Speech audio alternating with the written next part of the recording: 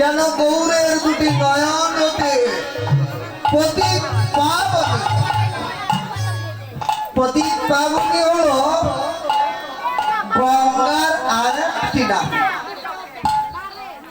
তো গৌরের নয়নের অশ্রুধারা দেখে মনে হলো দুটি নয়ন থেকে পতিত পাবনী গঙ্গা সবেগে বয়ে চলছে। আমার মনে হলো কি গঙ্গা গৌরের নয়নে বইবে কেন? গঙ্গার যদি বইতে হয় বইতে পারে, গৌরের চরণে বইবে কেন? শাস্ত্র বললেন গঙ্গা দেবীর উৎপত্তি হয়েছে গৌরের চরণ হতে। বিষ্ণুর চরণের গলিত ব্রহ্মা তার কমণ্ডলে ধারণ করেছিলেন, যা থেকে গঙ্গা দেবীর উৎপত্তি। ভগীরথ তার বংশের রক্ষা করে গৌরের চরণ। গঙ্গা অল্প সময়ের জন্য তার নিত্য আশ্রয় গৌর চরণ হারিয়ে ফেলেছেন। হারিয়ে ঠাঁই পেয়েছেন কোথায়? গৌরাঙ্গ নয়নে গিয়ে। কিন্তু গৌর নয়নে ঠাঁই পেয়ে গঙ্গার অন্তরে একটা অনুভব লেগেছে হঠাৎ করে। কি গৌর নয়ন তোমার চিরদিনের আশ্রয় নয়? গৌরের নয়নে ঠাঁই পেয়েছি আমার অনিত্য আশ্রয়। একদিন না একদিন অনিত্য আশ্রয় আমাকে হারাতেই হবে। এটাই চিরন্তন সত্য কথা। অনিত্য আশ্রয় চিরদিন তো থাকে না। তাই আমার যেটি নিত্য আশ্রয় গৌরের চরণ। গঙ্গা এই ভাবনা করে ছুটে চলছেন, হায় হায় বুঝি পাবনি পাবনি বুঝি পাবনি পাবনি পাবনি পাবনি পাবনি পাবনি ভাবিছে পাবনি পাবনি ভাবিছে পাবনি পাবনি পতিত পাবনি ভাবিছে রাঙা চরণ দুখানি পাবনি।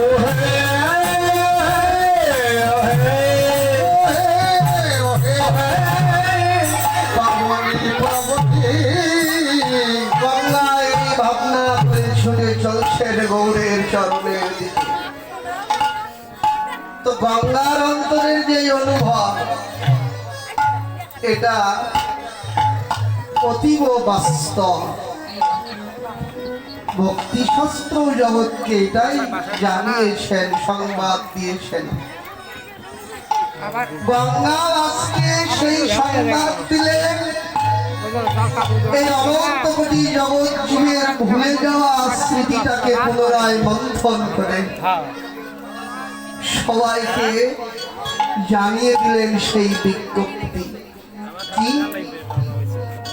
গৌর নয়নের গঙ্গা এই অনন্ত কোটি জগৎ জীবকে স্মরণ করে দিলেন, হে জগৎ জীব, তোমরা যারা তোমাদের চারপাশের আশ্রয়কে আঁকড়ে ধরে রয়েছ, এই আশ্রয় তো তোমার চিরদিনের আশ্রয় নয়। যে যত আশ্রয়কে আঁকড়ে ধরুক না কেন, সব অনিত্য আশ্রয়। কাল পূর্ণ হওয়ার সঙ্গে সঙ্গে এই অনিত্য আশ্রয় একদিন না একদিন সবাইকেই ছাড়তে হবে। কিন্তু একটাই মাত্র জীবের নিত্য আশ্রয় রয়েছে, যে আশ্রয় লাভ করলে কাউকে কোনোদিন আর আশ্রয় হারাতে হয় না। যে আশ্রয়ে ঠাঁই পেলে আর কোনোদিন আশ্রয়হীন হতে হয় না। যাকে পেলে জীবনে কোনো কিছু পাওয়ার বাকি থাকে না। যাকে জানলে জীবনের সব জানা হয়ে যায়,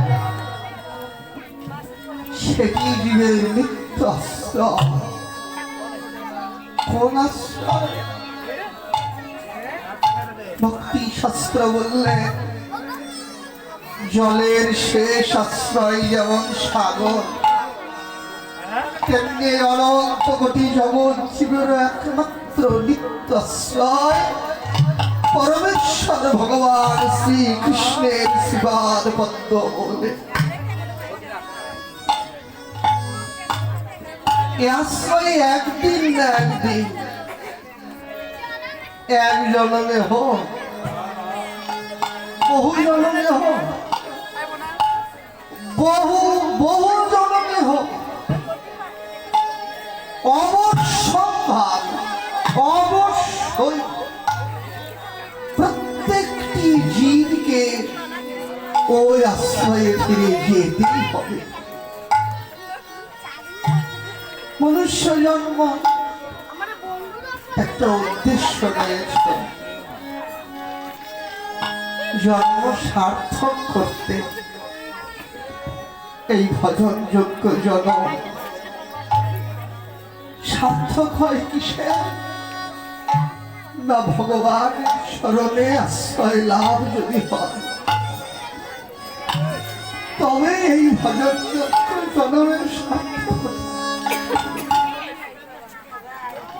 না হলে নয়। জীবন ভরা পুণ্য অর্জন করলে যে খেতে পায় না তার মুখে দুটো খাবার তুলে দিলেন, পরার বস্ত্র নাই বস্ত্র দিলেন,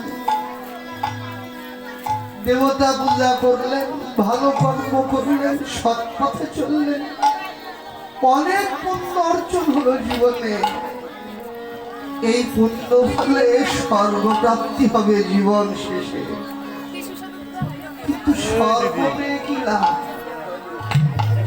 যেদিন পুণ্য ফল ভোগ শেষ হবে আর স্বর্গ ছেড়ে থাকে। কিন্তু একটা মাত্র আশ্রয় রয়েছে,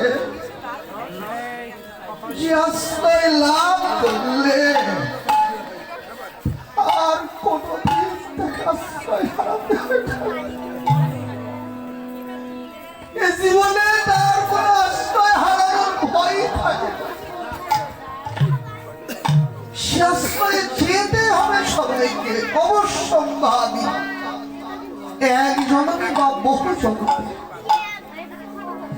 যতদিন ওই আশ্রয় না হয়, আবার এই মায়ার দাসত্ব করতে বারবার মায়ার লাঠি খেয়ে পাজন সাজন করতে, আর মায়ার চরণে দাসত্ব করতে আসতে হবে এই ধরাধামে, যেখানে অবশ্যই যেতেই হবে। আজ গৌরবাইনের ঘটনা অনন্ত কোটি জগৎ শিবকে স্মরণ করালেন। হে জগৎ শিব, যে আশ্রয় তোমার চিরদিনের আশ্রয় নয়, ছাড়ো সে আশ্রয়, ছুটে চলো সেই নিত্য আশ্রয় কৃষ্ণ চরণের দিকে। কৃষ্ণ চরণে নিজেকে নিবেদন করে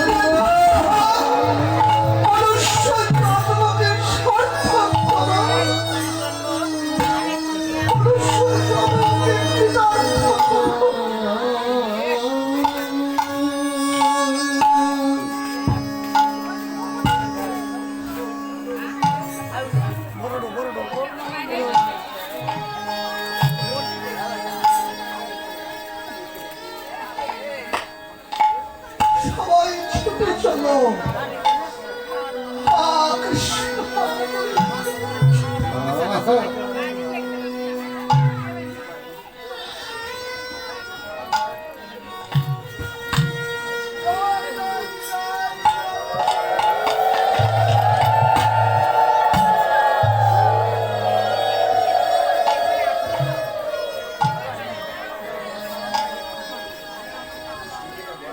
ঋষিকবি রবীন্দ্রনাথ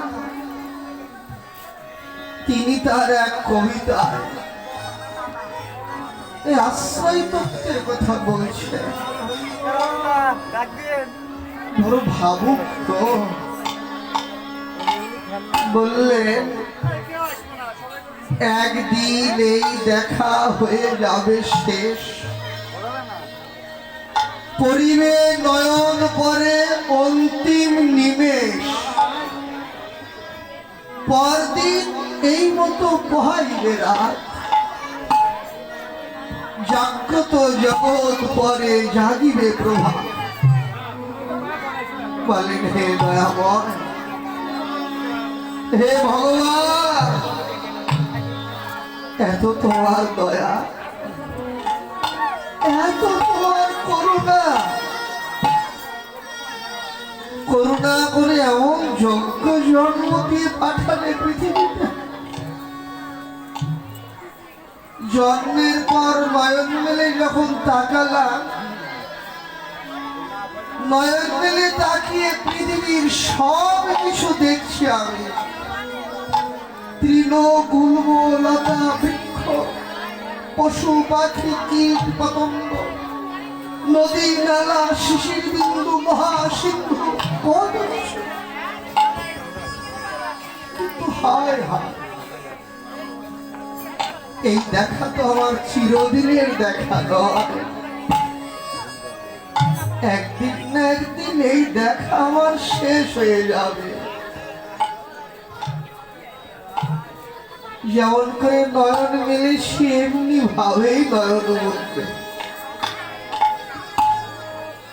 সেদিন আমি থাকবো না, আমার দেখা শেষ হবে, কিন্তু নয়ন মেলে যা কিছু দেখছি সবই থাকবে।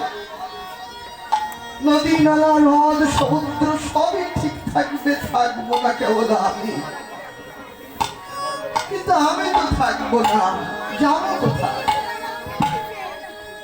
এক জায়গায় না থাকলে আরেক জায়গায় আমাকে যেতে হবে। এখানে থাকবো না, যাবো কোথায়? ভক্তি শাস্ত্র উত্তর দিলেন, সেটাই জীবের একমাত্র নিত্যাশ্রয়, পরমেশ্বর ভগবানের শ্রীবাদ। এই আশ্রয়ে যেতেই হবে। তাই গৌর নয়নের গঙ্গা স্মরণ করালেন, সবাই ছুটে চলে। এই আশ্রয় একদিন তোমার হারাবে, তাই অনিত্যাশ্রয় হারানোর পূর্বে নিত্যাশ্রয়ের দিকে ছুটে চলে। সেদিন যেমন ছুটে গিয়েছিলেন বিশ্বরূপ নিত্যাশ্রয়ের দিকে। অদ্বৈত প্রভু বিদ্যা শিক্ষার টোলে ছাত্রদের শিক্ষা দিচ্ছেন। ছাত্রগণ, তোমরা আমার প্রতি মনোযোগী হও। আজ তোমাদের আমি আশ্রয় তত্ত্ব শিক্ষা দেব। শিক্ষা দিলেন, দেখো জলের শেষ আশ্রয় যেমন সাগর, তেমনি অনন্ত কোটি জীবের একমাত্র অন্তিম আশ্রয় কৃষ্ণচরণ। ছাত্রদের মধ্যে থেকে একজন ছাত্র হাত তুলে দাঁড়িয়েছে, করজোড়ে বলেন, শ্রীপা, সত্যি কি জীবের নিত্য আশ্রয় কৃষ্ণচরণ? এছাড়া কি জীবের আর কোনো আশ্রয় নেই? এসে বলেন, না বৎস। সঙ্গে সঙ্গে পুঁথিটা ওখানে রেখে ছুটে চললেন সেই নিত্যাশ্রয় কৃষ্ণচরণের। আর কোনদিন সংসারে ফিরে এলেন না।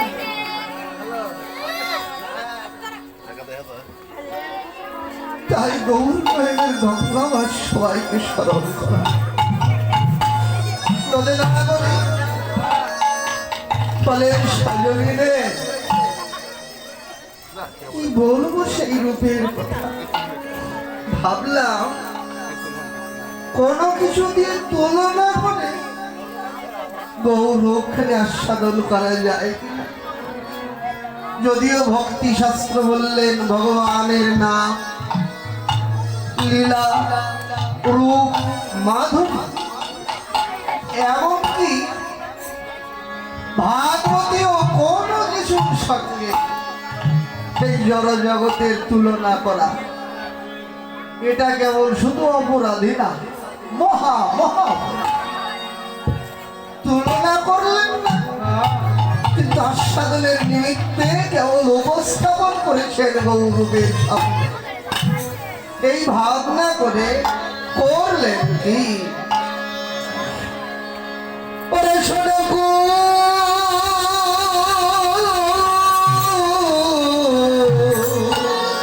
কুসুমতা হে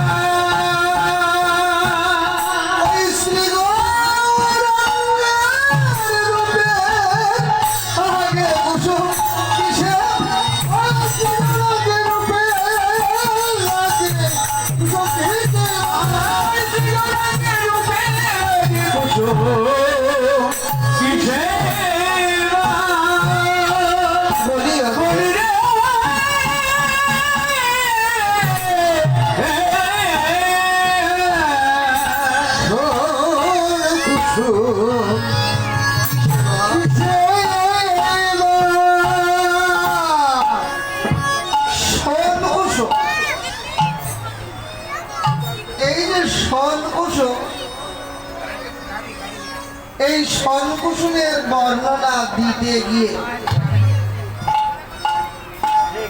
গীত রত্নাবলীর টিকায় বঙ্কবিহারী সাহা তিনি বললেন এই জগৎ মাঝে অনেক প্রজাতির পদ্ম ফুল ফুটে থাকে, বিভিন্ন প্রজাতির পদ্ম, কিন্তু বঙ্কবিহারী শাহ বললেন এই শনকুসুম এটা একটা বিশেষ প্রজাতির পদ্ম। বঙ্কবিহারী বললেন রক্ত নীল উৎপল,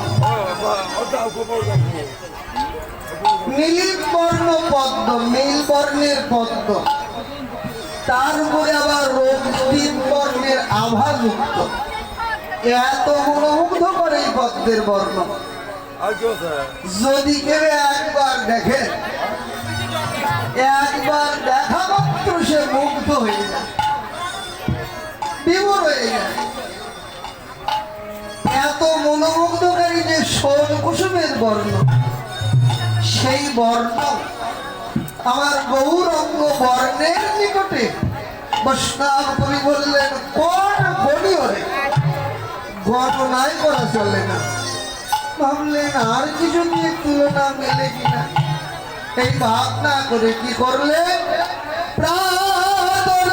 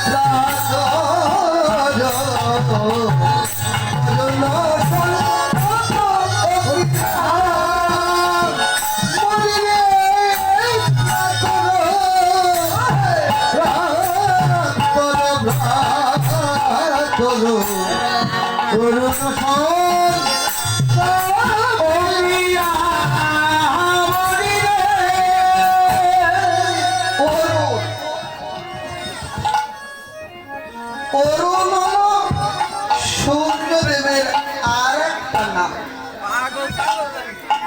তো সূর্যদেবের অনেক নামই সকলে জেনে থাকবে। সূর্যের অনেক নাম রয়েছে।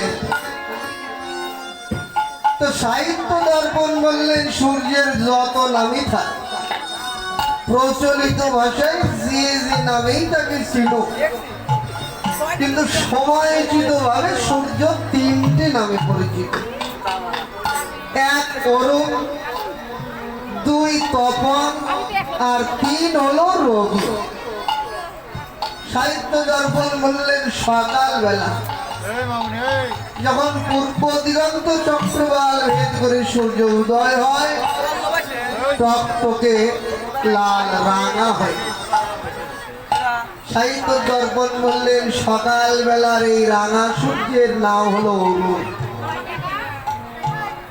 আবার এই সূর্য ধীরে ধীরে প্রাপ্তবয়স্ক হয়ে দুপুর বেলা যখন ওর তাপে পৃথিবীকে উত্তপ্ত করে দেয়, সাহিত্য দর্পণ বললেন এই সূর্যের নাম তপন। আবার সূর্য যখন বৈকাল বেলা পশ্চিম দিগন্তে অস্ত যাবে, ডুবে যাবে, তার কিছুটা পূর্বে, ডুবে যাওয়ার কিছুটা আগ মুহূর্তে একেবারে নববধূর সিঁদুরের মতো টকটকে লাল হয়ে উদয় হয়। বৈকাল বেলার এই রাঙা সূর্যের নাম বললেন রবি। তাহলে রবিও টকটকে লাল রাঙা, আবার অরুণও রাঙা। কিন্তু গৌরবের তুলনা করলেন কার সাথে? রবির সাথেও নয়, আবার তপনের সাথেও না, করলেন অরুণের সঙ্গে। তবে কোন অরুণ? এই কেবলমাত্র যে উদয় হলো টকটকে লাল হয়ে বালক অরুণের সাথে না, কোন অরুণের সঙ্গে? বাবু বললেন সূর্য সকালবেলা টকটকে লাল হয়ে উদয় হয় ঠিকই, কিন্তু বেশি সময় ওই লাল অবস্থা থাকে না। কিছুক্ষণ পর থেকে ধীরে ধীরে সাদা ভাব ছড়াতে থাকে। তরুণ তার রাঙা অবস্থা থেকে কেবল সাদা হতে যাচ্ছে, এই কেবলই ধীরে ধীরে সাদা হচ্ছে। একেবারে টকটকে লালও নেই, আবার একেবারে ধপধপে সাদাও হয়ে যায়। ওই রাঙা বর্ণ আর সাদা বর্ণ দুটো বর্ণ মিশে এই যে যুব সঙ্গীত হয়, এই দুটো বর্ণ মিশে কিছু সময়ের জন্য অরুণ একেবারে কাঁচা সোনার মতো হয়ে উদয় হয়, কাঁচা সোনার বর্ণের মতো হয়ে। এই অরুণের সঙ্গে গৌরবের তুলনা করতে গেলে বালক অরুণের সাথে না, কিন্তু তুলনা করতে গিয়ে দেখলেন সেখানেও তুলনা মেলে। কেন? বলে নয়নে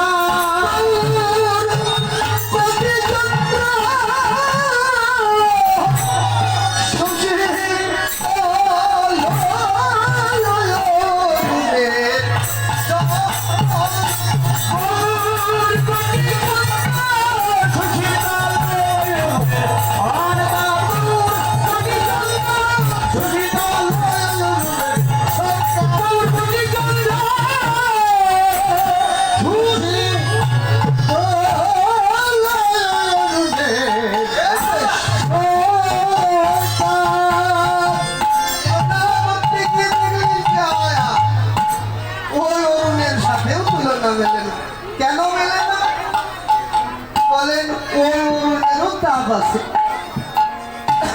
ওই অরুণ সবাইকে উত্তপ্ত করে, কিন্তু গৌরবের আমার এমনই শীতলতা। আকাশে একটি চাঁদের যদি উদয় হয়, এক পূর্ণিমার চাঁদের জ্যোৎস্না ছটা স্নিগ্ধ ধারা মানুষের সারাদিনের ক্লান্তিকে দূর করে দিতে পারে। কিন্তু বললেন একটি কেন রে? একটি নয়, দুটি নয়, শত সহস্র নয়, কোটি চন্দ্র যদি একসঙ্গে উদয় হয়, কোটি চন্দ্রের শীতলতা আমার গৌরঙ্গ শীতলতার নিকটে গণনায় করা চলে।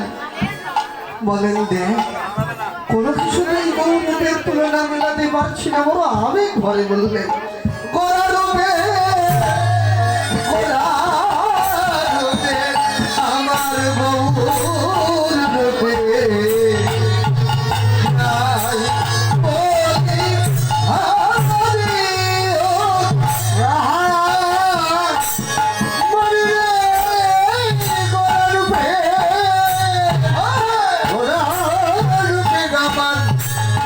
গৌরবে যাই বলে